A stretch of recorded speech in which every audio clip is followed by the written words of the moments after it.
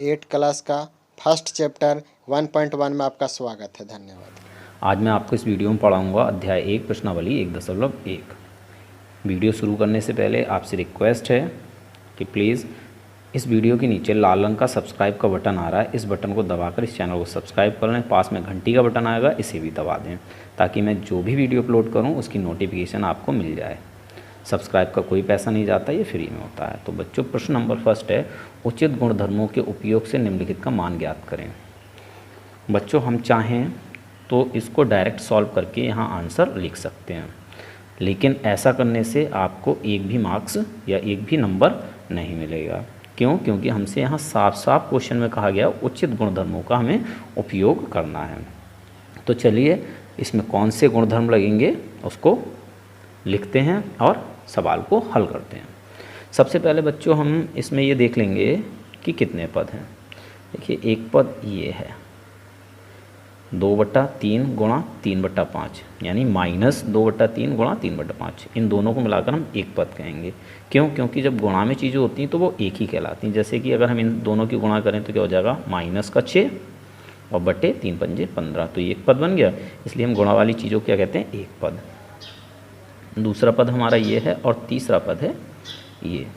चलिए मैं इनको नाम दे देता हूँ। ये फर्स्ट पद बोल देता हूँ, ये सेकंड और ये थर्ड पद।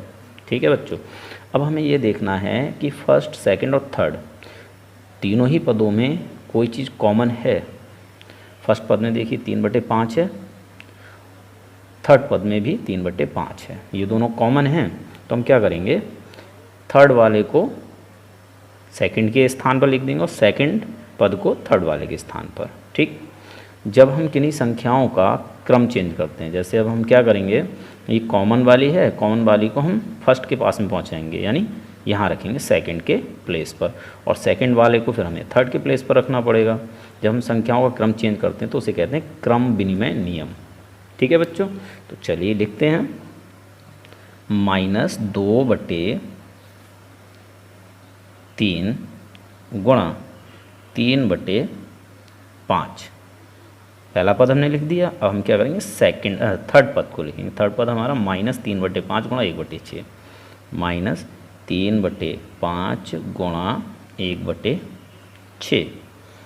अब हमारा बचता है थर्ड पद +5/2, तो इसको लिख देंगे +5/2। तो बच्चों क्या किया हमने, सेकंड वाले को थर्ड के स्थान पर रखा, थर्ड को सेकंड वाले के स्थान पर। ऐसा क्यों किया? क्योंकि फर्स्ट वाले में 3/5 है और थर्ड वाले में भी 3/5 है, तो इन दोनों को हमें पास में रखना था, इसलिए हमने इनका स्थान चेंज किया। और हम यहाँ पर लिख देंगे कौन सा गुणधर्म है ये, क्रम विनिमय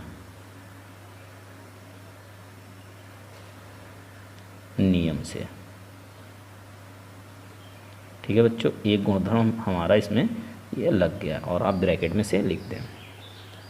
अब क्या करेंगे, इस वाले पद को और इस वाले पद को एक ब्रैकेट में बंद कर लेते हैं। ठीक है, चलिए -2/3 गुणा 3/5। ठीक, -3/5 गुणा 1/6, इसको क्या करते हैं, हम ब्रैकेट में बंद कर लेते हैं, और +5/2। आप चाहें तो यहाँ पर ही इसको ब्रैकेट में बंद कर सकते हैं। ठीक, अब हम क्या करेंगे, ये 3/5 दोनों में है, यानी एक पद हमारा ये है और एक पद ये है, दोनों में क्या है 3/5, 3/5, तो 3/5 हम कॉमन ले लेंगे। 3/5 अब कॉमन क्या होता है ये आप समझ जाएंगे अभी। तो यहाँ क्या है, -2/3 गुणा है तो गुणा लगाओ। अब 3/5 से 3/5 को भाग देंगे तो कितना भागफल आएगा, 1। ठीक, ये माइनस लगाएं, 3/5 से 3/5 को भाग देंगे 1 भागफल, और गुणा 1/6 और +5/2। सबसे पहले हम क्या करेंगे, ब्रैकेट को सॉल्व करेंगे। इससे पहले मैं आपको बता दूं ये कौन सा नियम है, इसे कहते हैं वितरण का नियम। वितरण का नियम। ठीक है, अब वितरण का नियम बच्चों क्या होता है, जैसे कि आपको तीन संख्याएं दी हैं ए गुणा बी प्लस सी, ठीक है। जैसे आप ब्रैकेट हटाएंगे तो क्या होगा, ए की बी से गुणा होगी तो हो जाएगा ए बी, ठीक है, प्लस लगाएंगे। ए की सी से गुणा होगी तो ये हो जाएगा ए सी, ठीक। अब हमने क्या किया था, हमारे लिए इसी तरह से दो पद थे जिसमें 3/5 कॉमन था, तो 3/5 हमने क्या किया, बाहर ले लिया था, तो हमारे अंदर क्या बचा था, b प्लस सी, ठीक है। तो ये क्या है, वितरण का नियम। अब ब्रैकेट को आप सॉल्व कर लें, 3/5 का 3/5 बाहर लिखें, ठीक। इसकी और इसकी गुणा करेंगे तो क्या आ जाएगा, माइनस का 2/3, ठीक है। किसी भी संख्या को अगर हम 1 से गुणा करते हैं तो वही संख्या आ जाती है, ठीक। माइनस का माइनस लगाएं, अब 1 से 1/6 को करें तो हो जाएगा 1/6, और यहाँ प्लस का 5/2, ठीक। अब कोई नियम नहीं लग रहा है, ब्रैकेट में और भी हमें सॉल्व करना है, इन दोनों का लासा लेना, इन दोनों का जब लासा लेंगे तो आएगा वो 6, ठीक है बच्चों। तो इसको हम पहले ऐसे ही लिख देते हैं 3/5, और ब्रैकेट लेते हैं हम, दोनों का लासा कितना आएगा, 6। लासा आपको निकालना आता होगा, ठीक है। 3 से हम 6 को भाग देंगे, भागफल हमें कितना प्राप्त होगा, 2। अब 2 की गुणा हम क्या करेंगे, 3 के ऊपर जो अंश लिखा उससे, यानी -2 से हम 2 की गुणा कर देंगे, तो हमारा हो जाएगा 2 दूनी 4, और किसका होगा, माइनस का, ठीक है बच्चों। जब माइनस और प्लस की गुणा होती है तो चिन्ह माइनस का आता है, ठीक। यहाँ पर कोई चिन्ह नहीं है तो यहाँ प्लस का चिन्ह है, ये वाला माइनस का आप चिन्ह लगा दें। अब 6 से 6 को भाग देंगे तो भागफल 1 प्राप्त होगा, 6 के ऊपर क्या लिखा है, 1 लिखा है। अब 1 की गुणा हम किससे कर देंगे, 1 से कर देंगे तो हमें 1 प्राप्त हो जाता है, ठीक। और ये प्लस 5/2, क्लियर। 3/5 का 3/5 लिखें, ठीक। जैसे हम ये ब्रैकेट हटाएंगे तो यहाँ गुणा का चिन्ह आ जाएगा, क्यों, क्योंकि यहाँ और यहाँ यानी 3/5 और इस ब्रैकेट के बीच में कोई चिन्ह नहीं है, जहाँ कोई चिन्ह नहीं होता वह गुणा का चिन्ह होता, तो गुणा का चिन्ह आ जाएगा। अब ये माइनस के 4 हैं, ये माइनस के 1 हैं, जब एक जैसी चिन्हों की संख्याएं होती हैं तो उन्हें हम जोड़ देते हैं, 4 और 1 कितना हो जाएगा, 5। चिन्ह कौन सा आएगा, जो दोनों में दिया है, यानी -5 और बटे का 6, ठीक, और प्लस का 5/2। सवाल इतना समझ में आया होगा आपको। अगर अभी भी इस चैनल सब्सक्राइब नहीं किया है तो प्लीज़ लाल रंग का सब्सक्राइब का बटन दबा दें। अब हम क्या करेंगे बच्चों, देखिए ये ऊपर लिखी है संख्या, यानी 3 गुणा -5, और नीचे लिखी है 5 गुणा 6। जब ऊपर और नीचे गुणा में संख्याएं हों तो हम उन्हें काट सकते हैं, यानी एक दूसरे से विभाजित कर सकते हैं।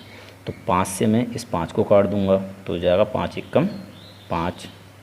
अब इस 3 से, यानी 3 एकम 3, और इसको काट दूंगा 3 दूनी 6, ठीक है। तो हमें क्या प्राप्त होगा, 1 गुणा -1 यानी -1 बटे ये 2।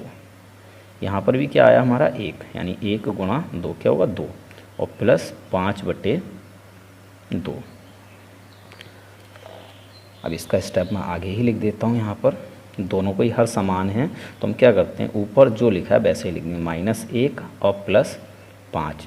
अब इन दोनों को केवल एक ही बार लिखेंगे 2, ठीक, हर समान होने पर हम एक बार लिखते हैं। इसका आंसर बच्चों क्या होगा, ये प्लस के 5 है, ये माइनस के 1 है, ठीक है, प्लस के 5 और माइनस का 1। जब प्लस और माइनस की संख्या होती है तो हम क्या करते हैं, घटा देते हैं, तो हमें यहाँ प्राप्त होगा 4, किसका, प्लस का, क्यों, क्योंकि प्लस की संख्या बड़ी है, ठीक, बटे 2 से हम 4 को विभाजित करेंगे तो 2 बार में हो जाएगा और हमारा आंसर आ जाएगा 2। ये हो जाएगा हमारा आंसर, ठीक है बच्चों। चलिए पार्ट सेकंड करते हैं बच्चों। पार्ट सेकंड 2/5 गुणा -3/7 -1/6 गुणा 3/2 प्लस 1/14 गुणा 2/5। तो इसको भी हमें क्या करना है, गुणधर्मों का उपयोग करके हल करना है, डायरेक्ट हम नहीं करेंगे वरना हमें एक भी अंक नहीं मिलेगा। तो इसमें सबसे पहले हम क्या देख लेते हैं, पद। देखिए ये दोनों गुणा में हैं, ठीक है, गुणा का चिन्ह लगा तो ये एक पद हो गया, इसे हम फर्स्ट बोल देते हैं। ये भी दोनों गुणा में हैं, ये सेकंड पद हो गया, और ये भी दोनों गुणा में हैं, ये थर्ड पद हो गया, ठीक है। अब हम क्या देखेंगे, फर्स्ट सेकंड और थर्ड पद में कोई चीज़ कॉमन है, अगर है तो उन दोनों को हम एक साथ रखेंगे, ठीक है। यहाँ देखिए फर्स्ट में 2/5 है और इधर थर्ड में 2/5 है। तो हमें क्या करना है, इस थर्ड वाले पद को सेकंड वाले पद के स्थान पर रखेंगे तो ये इसके पास में आ जाएगा, और सेकंड वाले को हमें थर्ड वाले पद के स्थान पर रखना है। ठीक, तो चलिए हम ऐसा कर देते हैं और साथ में हम ये ब्रैकेट भी हटा देंगे। 2/5 गुणा -3/7। अब क्या करना है, इन दोनों का स्थान चेंज करना है।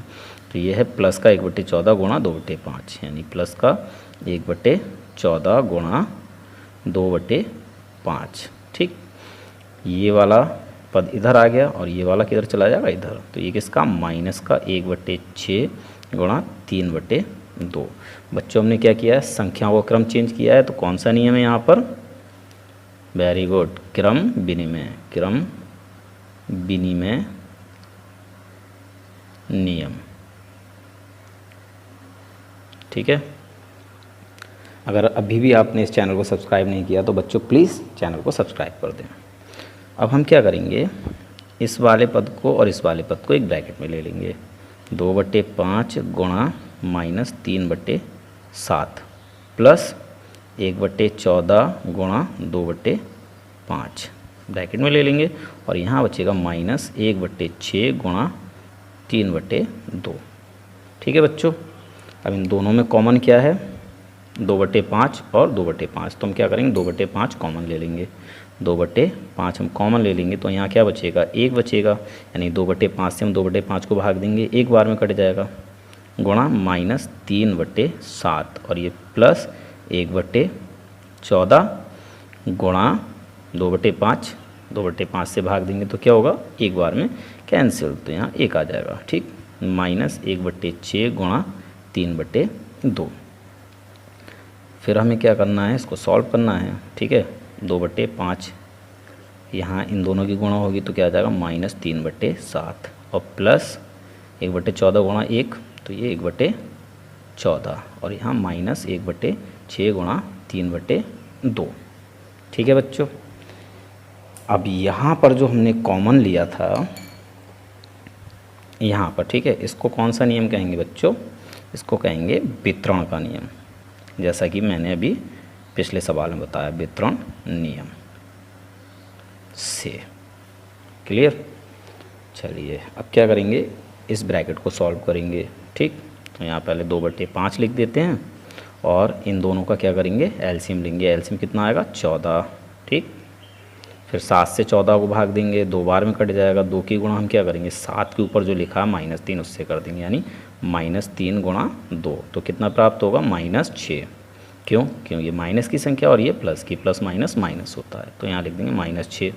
ये वाला प्लस लगाएंगे, 14 से 14 को भाग देंगे, एक भाग फल जाएगा, 1 की गुणा 14 के ऊपर 1 लिखा, इससे कर देंगे तो कितना आएगा, 1 1 कम 1। ठीक, माइनस, अब चाहें तो इसे भी यहाँ सॉल्व कर लें। ठीक है, देखिए 3 1 कम 3 और 3 दूनी 6, 1 गुणा 3 था ऊपर और नीचे था 6 गुणा 2, ऊपर भी गुणा में था नीचे भी गुणा में, तो हम क्या करते हैं, डिवाइड कर सकते हैं। ठीक, तो यहाँ 1 गुणा 1, 1 1 कम 1 बटे 2 दूनी 4। ठीक है, ब्रैकेट हटाएंगे, 2/5 ये लिखेंगे। ठीक है, और ब्रैकेट हटाएंगे तो यहाँ क्या आ जाएगा, गुणा, एक संख्या माइनस में एक प्लस में तो क्या होगी, घटेगी, यानी -6 + 1 घटाएंगे, कितना बचेगा, 5। किसका, माइनस का। क्यों, क्योंकि माइनस की संख्या बड़ी है, तो यहाँ आ जाएगा -5 और बटे का 14, -1/4। ठीक है बच्चों, अब देखिए यहाँ भी ऊपर संख्या गुणा में है और नीचे भी संख्या गुणा में है, तो हम क्या करेंगे, डिवाइड कर सकते हैं 5 से, इसको कर देंगे 5 1 कम 5 और 2 से 2 1 कम 2, 2 7 14, तो हमारा ऊपर क्या बचा, 1 गुणा -1, तो ये हो जाएगा -1। ठीक है, ये प्लस का 1 है, माइनस का 1 है, प्लस माइनस गुणा माइनस होती है, बटे यहाँ कितना है, 7, तो 7 लिख देंगे। क्यों, क्योंकि यहाँ पर भी हमारा 1 ही था। ठीक, तो 1 गुणा 7 कितना होता है, 7 और -1/4।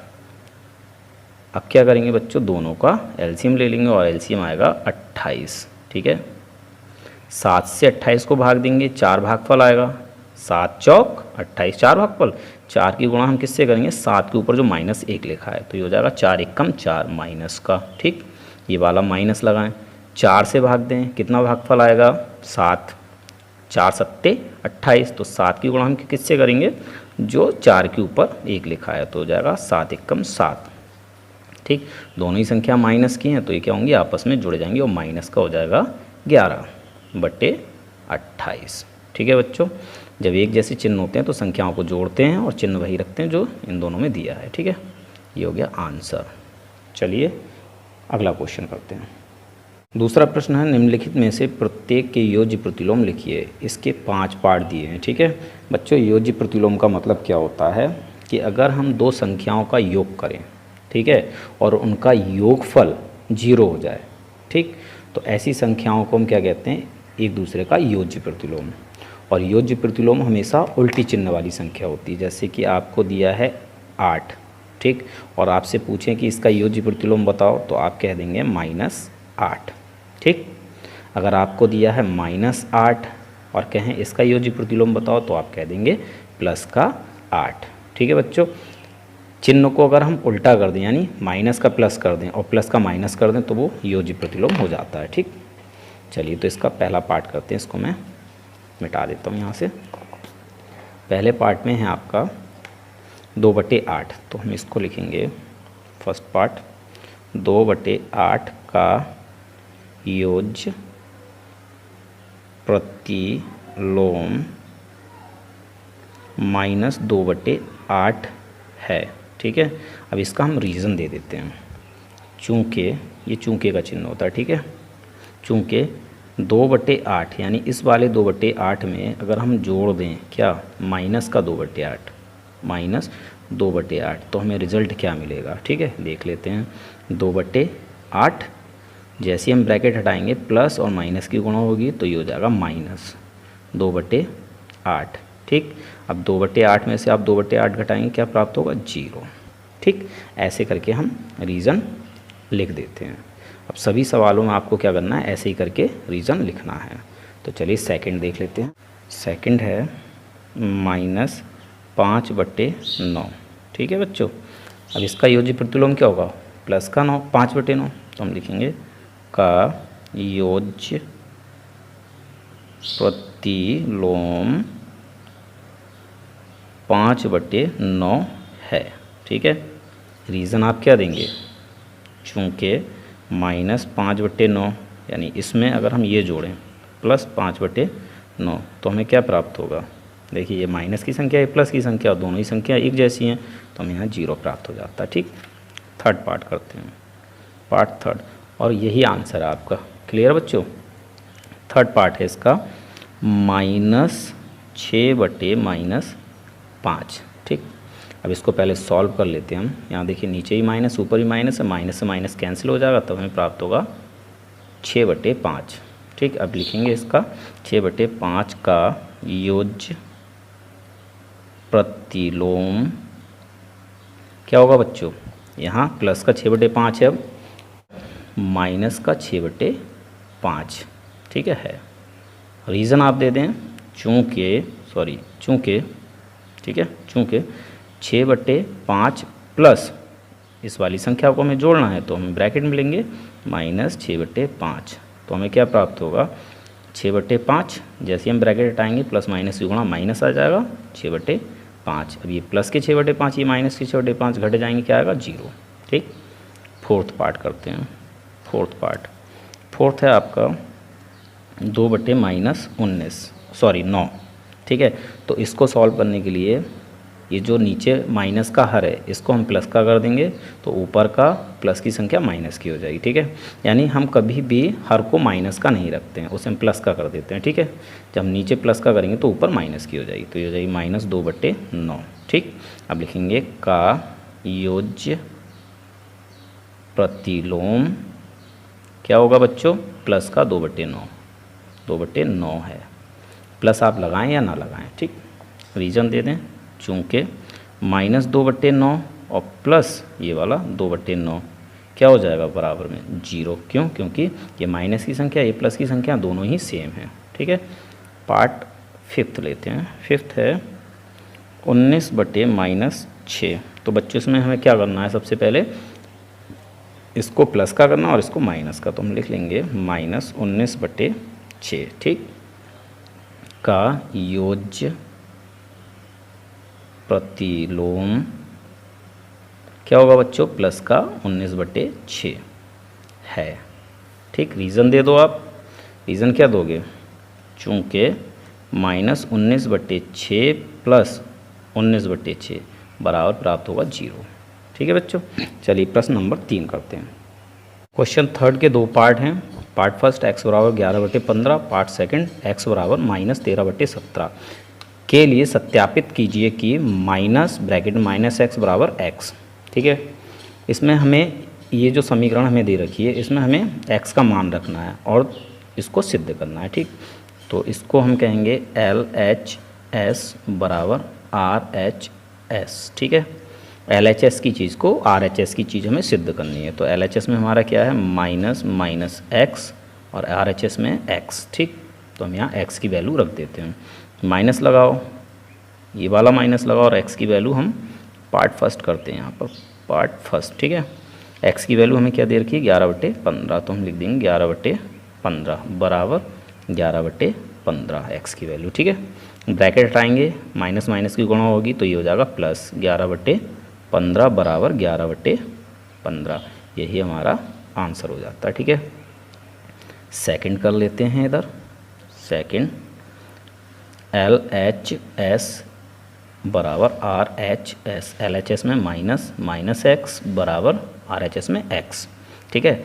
माइनस का माइनस लगाओ, ये वाला माइनस लगाओ और x की वैल्यू हमें -13/17 रखनी है। तो यहाँ लिखें, अब डबल ब्रैकेट लगाएं भाई, क्योंकि अंदर हमें माइनस का x का मान रखना है, ठीक है। -13/17 ब्रैकेट 1 और ये वाली ब्रैकेट 1 बराबर -13/17, -13/17 क्या है, x की वैल्यू।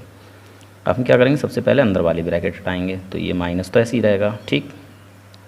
जैसे ये ब्रैकेट हटेगी तो माइनस माइनस गुणा होगी, प्लस हो जाएगा, तो ये हो जाएगा 13/17, ठीक है, बराबर -13/17।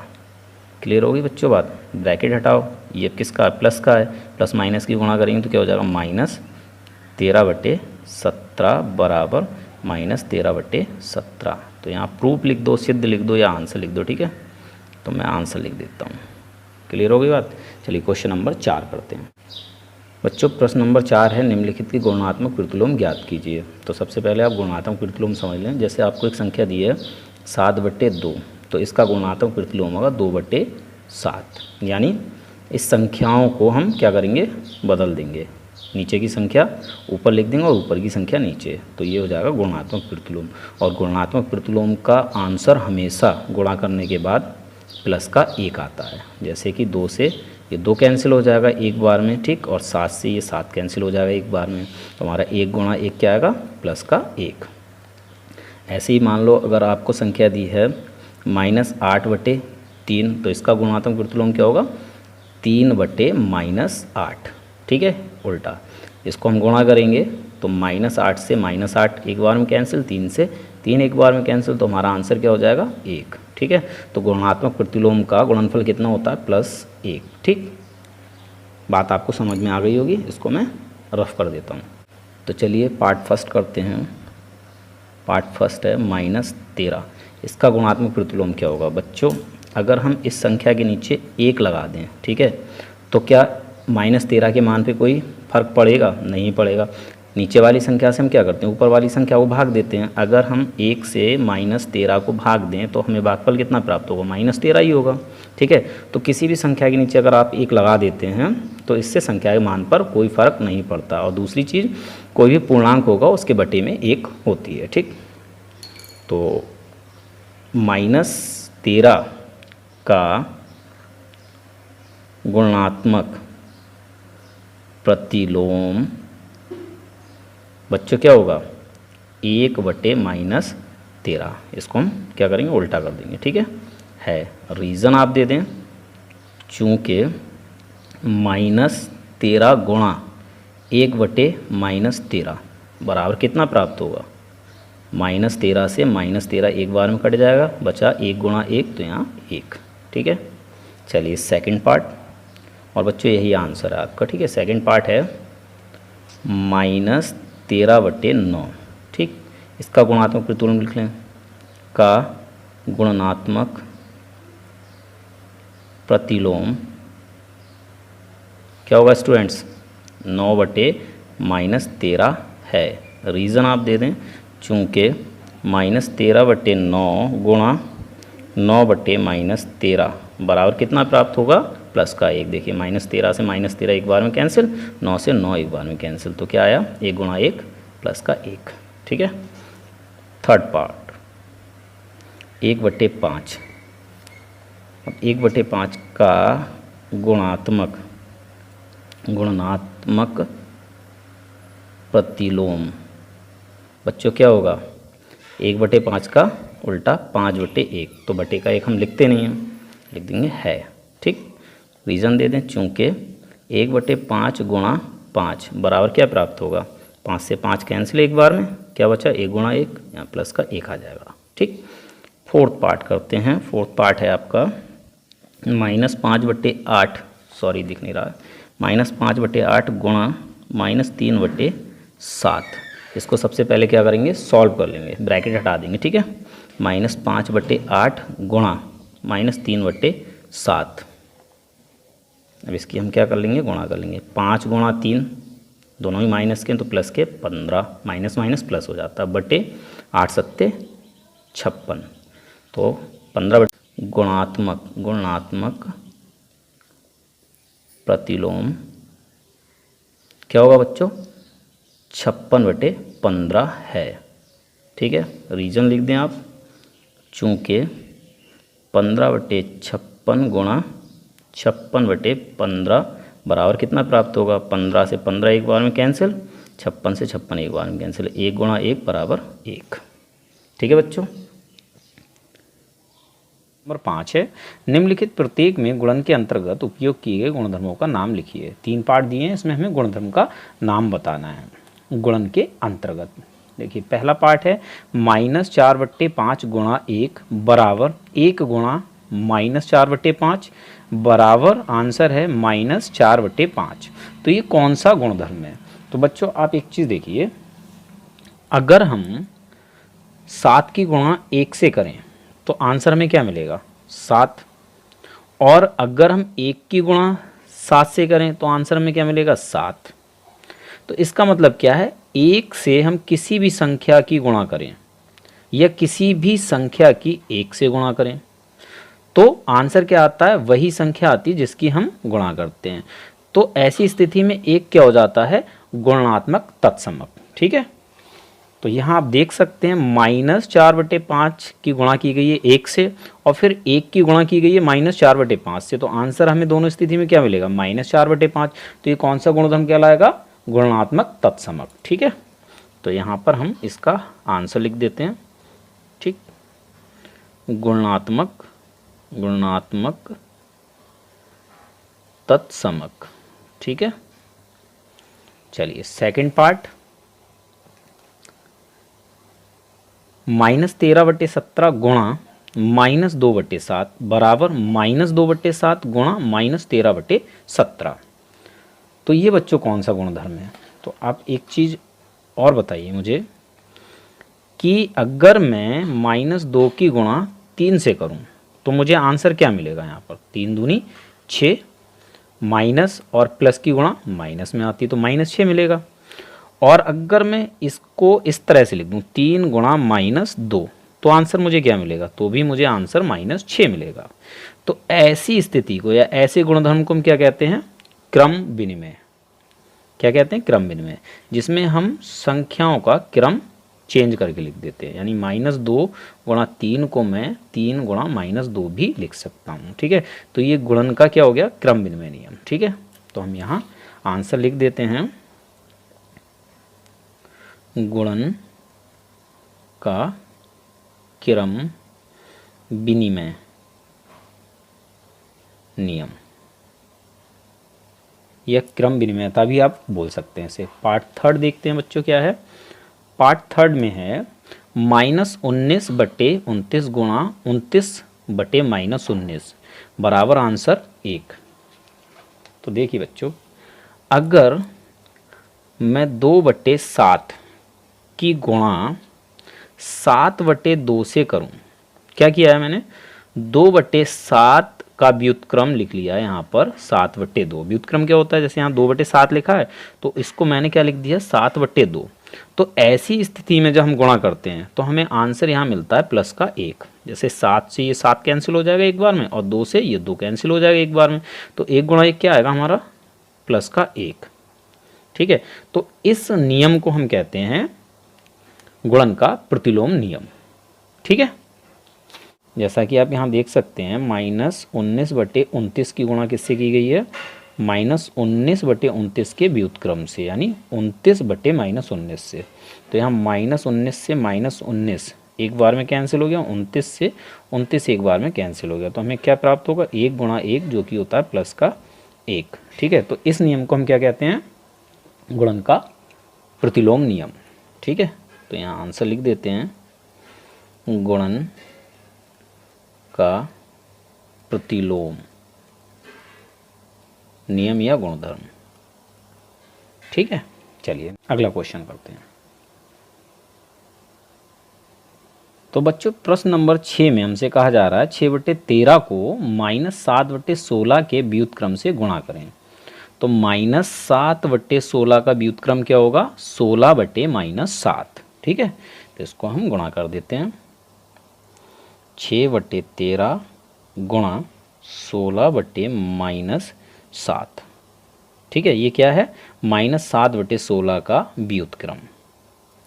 तो इसको हम गुणा कर देते हैं, 16 छंग 96 बटे 13 सत्ते 91, ये प्लस का 13, ये माइनस का 7, तो क्या आ जाएगा, प्लस माइनस माइनस, ये हो गया आंसर। ठीक है, 7th क्वेश्चन करते हैं। प्रश्न नंबर 7 में हमसे कहा जा रहा है बताइए कौन से गुणधर्म की सहायता से आप 1/3 गुणा ब्रैकेट में 6 गुणा 4/3 को 1/3 गुणा 6 ब्रैकेट में गुणा 4/3 के रूप में अभिकलन करते हैं। तो बच्चों आप एक चीज़ पहले समझ लें कि आपको कोई 3 संख्याएं दे रखी हैं इस तरह से, 2 गुणा 3 गुणा 5। तो इसको चलिए हम हल करते हैं, तो आंसर हमें क्या प्राप्त होगा। देखिए 2 गुणा, अगर कोई चीज़ पहले ब्रैकेट में दे रखी तो उसे सॉल्व करते हैं, कितना हो जाएगा, 3 पंजे 15, जैसे ही ब्रैकेट हटाएंगे गुणा हो जाएगी इनमें, और ये हो जाएगा 15 दूनी 30। ठीक है, अब इसी चीज़ को अगर हम 2 के साथ 3 गुणा कर दें, ब्रैकेट में रख दें, और 5 को कर दें अलग, तो हमें आंसर क्या प्राप्त होगा, 2 3 6 गुणा 5 बराबर 30। तो हमने क्या किया, यहाँ पर जो 3 5 के साथ में था उसको हमने इधर 2 के साथ कर दिया। तो इस नियम को हम कहते हैं गुणन का सहचार्य नियम। ठीक है, क्या कहते हैं, गुणन का सहचार्य नियम। तो हम यहाँ आंसर लिख सकते हैं, आंसर गुणन का सहचर्य नियम। क्लियर बच्चों बात। चलिए नेक्स्ट क्वेश्चन करते हैं। प्रश्न नंबर 8 है बच्चों, क्या -1 सही 1/8 का गुणात्मक प्रतिलोम 8/9 है? अगर है तो क्यों, और नहीं है तो क्यों नहीं। तो बच्चों गुणात्मक प्रतिलोम क्या होता है, अभी अभी मैंने आपको बताया है कि हम कोई संख्या लें, जैसे 7/, हमने 2 ले ली संख्या, अब इसको हम किस संख्या से गुणा करें कि आंसर हमें प्लस का 1 प्राप्त हो। तो हम क्या करेंगे, इसके व्युत्क्रम से इसको गुणा कर देंगे, यानी 2/7 से गुणा कर देंगे। तो 7 से 7 एक बार में कैंसिल हो जाएगा, 2 से 2 एक बार में कैंसिल हो जाएगा, तो हमें यहाँ प्राप्त होगा प्लस का 1। अगर हमें प्लस का 1 गुणनफल प्राप्त होता है तो ऐसी स्थिति में 7/2 का गुणात्मक प्रतिलोम 2/7 है, और अगर प्लस का 1 प्राप्त नहीं होता है, कुछ और प्राप्त होता है, तो 7/2 का 2/7 गुणात्मक प्रतिलोम नहीं है। तो यहाँ हमें यही बताना है कि -1/8 का गुणात्मक प्रतिलोम 8/9 है या नहीं है। तो सबसे पहले तो हम क्या करें, इसको सॉल्व करके लिख लेते हैं, -1 सही 1/8 बराबर 8 एकम 8, 8 और 1 9, तो -9/8। ठीक है, अब इसको हम क्या करें, 8/9 से गुणा कर देते हैं। ठीक, तो हमें यहाँ आंसर क्या प्राप्त होगा, देखिए 9 से 9 एक बार में कैंसिल हो गया और 8 से 8 एक बार में कैंसिल हो गया, तो हमें प्राप्त हुआ -1 गुणा 1, जो होगा -1। तो क्या 8/9 -1 सही 1/8 का गुणात्मक प्रतिलोम है? जी नहीं है। क्यों? क्योंकि यहाँ पर गुणनफल क्या प्राप्त हुआ, -1। अगर प्लस का 1 प्राप्त होता तो 8/9 इसका गुणात्मक प्रतिलोम होता। तो हम आंसर क्या लिखेंगे, तो हम आंसर लिखेंगे 8/9 -1 सही 1/8 का गुणात्मक प्रतिलोम नहीं है, यानी 8/9 इसका गुणात्मक प्रतिलोम नहीं है। क्यों? क्योंकि दोनों का गुणनफल +1 ना होकर -1 है। गुणात्मक प्रतिलोम कब होता, जब प्लस का 1 आंसर आता। ठीक है, चलिए नेक्स्ट क्वेश्चन करते हैं। प्रश्न 9 भी बच्चों सेम प्रश्न 8 की तरह है। हमें इसमें भी ये बताना है कि 3 सही 1/3 का गुणात्मक प्रतिलोम 0.3 है, अगर है तो क्यों और नहीं है तो क्यों नहीं। तो सबसे पहले तो हम क्या करें, इसको सॉल्व कर लें और इसका दशमलव हटाकर लिख लें। तो हम यहाँ हल लिख लेते हैं 3 सही 1/3 क्या हो जाएगा, ये 3 3 9 और 1 10। ठीक है, 10/3, 3 की और 3 की गुणा करेंगे और इसको प्लस कर देंगे तो ये हो जाएगा 10/3। अब सेकंड चीज़ है हमारी 0.3, तो इसको हम क्या करेंगे 3/10 लिख सकते हैं। क्यों? यहाँ दशमलव के बाद राइट हैंड साइड में एक अंक है, तो इसका दशमलव हटाकर हम नीचे 10 की घात वाली संख्या यानी 1 और 0 लिख सकते हैं। ठीक है, अब इसको हम सॉल्व करके देख लेते हैं, गुणा करके, है ना। 10/3 गुणा 3/10, 10 से 10 एक बार में कैंसिल हो गया, 3 से 3 एक बार में कैंसिल हो गया, तो हमें क्या प्राप्त हुआ 1 गुणा 1, जो कि होता है 1। यहाँ बच्चों क्या किया हमने, यहाँ दशमलव के बाद इस ओर एक अंक है। ठीक है, तो हम ऐसी स्थिति में दशमलव हटा देंगे और जो संख्या लिखी है उसको लिख देंगे और बटे में कर देंगे 10। और अगर दशमलव के बाद 2 अंक होते तो हम दशमलव हटा देते, जो संख्या होती उसको लिख देते ऊपर और बटे में हो जाता हमारा 100। ठीक है, इस टाइप से, जैसे कि 0.2 1 2, तो यहाँ पर 2 अंक हैं, दशमलव हटा देंगे 12/100 लिख देंगे। ठीक है, और अगर दशमलव के बाद 3 अंक होते, सपोज कर लो ये वाले, ठीक है 1 2 3, तो हम क्या करते दशमलव हटा देते और 123 बटे कितना लिख देते 1 2 3 3 0, है ना 1 2 3। ठीक, तो इस तरह से हमने इसको सॉल्व किया। तो हमें यहाँ क्या प्राप्त हुआ प्लस का 1। तो हम क्या आंसर लिखेंगे, तो हम आंसर लिखेंगे हाँ 0.3, 3 से 1/3 का गुणात्मक प्रतिलोम है, क्योंकि दोनों का गुणनफल क्या आया है 1। ठीक है, चलिए नेक्स्ट क्वेश्चन करते हैं। बच्चों प्रश्न नंबर 10 में हमें 3 कथन दिए हुए हैं, इनके हमें आंसर बताने हैं। पहला कथन है ऐसी परिमेय संख्या जिसका कोई व्युत्क्रम नहीं है। तो ऐसी परिमेय संख्या 0 है, 0 का कोई व्युत्क्रम नहीं होता है। देखिए 0 क्या है, एक परिमेय संख्या है, तो इसके बटे में हम 1 लिख सकते हैं। ठीक है, जब 1 से 0 को भाग देंगे आंसर हमें 0 ही प्राप्त होगा। अब इसका हमें क्या करना है, व्युत्क्रम लिखना है। तो व्युत्क्रम क्या होता है बच्चों, 0/1 को हम 1/0 लिख दें। तो क्या ऐसा संभव है? जी नहीं, किसी भी संख्या को हम 0 से भाग नहीं देते। अगर हम भाग देते भी हैं तो हमारा आंसर क्या होता, अपरिभाषित, अपरिभाषित। ऐसा क्यों? क्योंकि बच्चों देखिए एक एग्जांपल लेते हैं, अगर हम 12 को 2 से भाग दें तो इसका मतलब क्या है, इसका मतलब है हम 2 को कितनी बार जोड़ें कि हमें 12 आंसर मिले। तो हम 2 को अगर 6 बार जोड़ लें, 2 + 2 + 2 + 2 + 2 + 2, 1 2 3 4 5 6, तो हमें यहाँ क्या प्राप्त होगा 12। ठीक है, भाग का मतलब ये होता है। अब आप ज़रा एक बात सोचिए कि 1 को हम 0 से भाग दें तो इसका मतलब क्या है कि 0 को हम कितनी बार जोड़ें कि हमें 1 प्राप्त हो जाए। तो 0 को आप चाहें कितनी भी बार जोड़कर देख लेना, कभी आंसर आपको नहीं प्राप्त होगा। ठीक है ना, तो इसीलिए 0 अकेली एक ऐसी संख्या है जिसका कोई व्युत्क्रम नहीं होता है। ठीक है, 0/1 तो होता है लेकिन 1/0 कभी नहीं हो सकता। ठीक, तो हम यहाँ आंसर लिख देंगे, यहीं लिख देता हूँ मैं आंसर 0। ठीक, सेकंड पार्ट, परिमेय संख्या जो अपने व्युत्क्रम के समान है। अब हमें एक ऐसी परिमेय संख्या बतानी है जिसका व्युत्क्रम उसी के समान हो, तो वह संख्या है बच्चों 1। देखिए 1, अगर हम इसके बट्टे में 1 लिख दें तो हमें आंसर क्या प्राप्त होगा, 1 ही प्राप्त होगा। तो हम 1 को 1/1 लिख सकते हैं, ठीक है। अब इसका अगर हम व्युत्क्रम करें, उल्टा क्रम करें, तो वो भी क्या होगा, 1/1, ठीक। तो हमें दोनों स्थिति में आंसर क्या मिलेगा, यहाँ पर भी 1 मिलेगा और यहाँ पर भी हमें 1 मिलेगा, ठीक है। अब मान लेते हैं -1 है, ठीक है। अब इसके नीचे भी हम 1 लिख सकते हैं, तो हमें आंसर क्या मिलेगा, -1, ठीक है। अब इसको हम उल्टा कर दें, 1/-1, तो ऐसी स्थिति में भी यहाँ आंसर क्या मिलेगा, -1। तो वह परिमेय संख्या कौन सी है, 1 और -1, ठीक है। तो हम ये आंसर लिख देते हैं यहाँ पर, 1 तथा -1, ठीक है। ये जो हैं ये अपने व्युत्क्रम के समान हैं। क्लियर हो गई बात। थर्ड पार्ट है परिमेय संख्या जो अपने ऋणात्मक के समान है। तो भाई एक ही परिमेय संख्या ऐसी है जो अपने ऋणात्मक के समान है, वो है बच्चों 0, ठीक है। 0 को चाहे आप धनात्मक लिखें चाहे लिखें ऋणात्मक, दोनों ही कैसे होते हैं, समान ही होंगे। 0 का कोई अगर अकेला है तो कोई मतलब ही नहीं है इसका ना। अब देखिए अगर हम -1 लें और प्लस का 1 लें तो क्या ये एक समान है, नहीं है, क्योंकि भैया ये माइनस का है ये प्लस का है। लेकिन 0 ना तो कभी प्लस का होता ना कभी माइनस का, ठीक है। बच्चों प्रश्न नंबर 11 में हमें रिक्त स्थानों की पूर्ति करना है।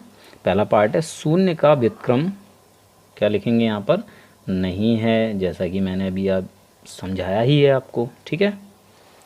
नेक्स्ट, संख्याएं डैश तथा डैश स्वयं के व्युत्क्रम है, तो अभी मैंने आपको बताया 1 और -1, ठीक है, ये अपने व्युत्क्रम के ही समान होते हैं। -5 का व्युत्क्रम क्या है बच्चों, देखिए अगर हम इसके बट्टे में 1 डाल दें तो हमें आंसर क्या प्राप्त होगा, अगर 1 से -5 को भाग देंगे तो हमें -5 ही प्राप्त होगा।